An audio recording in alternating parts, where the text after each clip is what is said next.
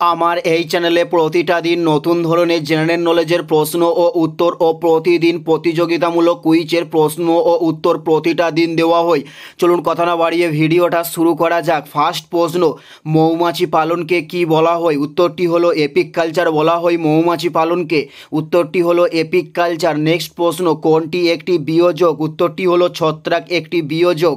উত্তরটি হলো ছত্রাক একটি বিয়োজক। নেক্সট প্রশ্ন, কোনটি প্রগৌণ খাদক? উত্তরটি হলো বাজপাখি একটি প্রগৌণ খাদক।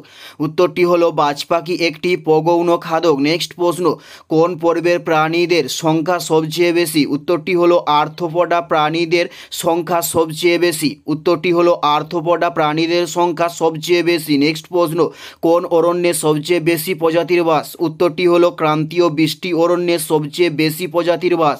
নেক্সট প্রশ্ন, কোন প্রাণীটি সুন্দরবনে পাওয়া যায়? উত্তরটি হলো ঘড়িয়াল সুন্দরবনে পাওয়া যায়। উত্তরটি হলো ঘড়িয়াল সুন্দরবনে পাওয়া যায়। নেক্সট প্রশ্ন, লুপ্তপ্রায় প্রজাতি কাদের বলা হয়? উত্তরটি হলো যাদের সংখ্যা কমে গেছে তাদের লুপ্তপ্রায় প্রজাতি বলা হয়ে থাকে। নেক্সট প্রশ্ন, উদ্ভিদ ও প্রাণী জগতের সমষ্টিকে কি বলা হয়? উত্তরটি হলো জীবমণ্ডল বলা হয় উদ্ভিদ ও প্রাণী জগতের সমষ্টিকে। উত্তরটি হলো জীবমণ্ডল বলা হয়। নেক্সট প্রশ্ন, নিচ বলতে কি বোঝায়? উত্তরটি হলো জৈব ও অজৈব বস্তুকে নিচ বলা হয়। উত্তরটি হলো জৈব ও অজৈব বস্তু। নেক্সট প্রশ্ন, বাতাসের গতিবেগ কী দিয়ে মাপা হয়? উত্তরটি হলো অ্যানোমিটার যন্ত্রের সাহায্যে বাতাসের গতিবেগকে মাপা হয়। উত্তরটি হলো অ্যানোমিটার।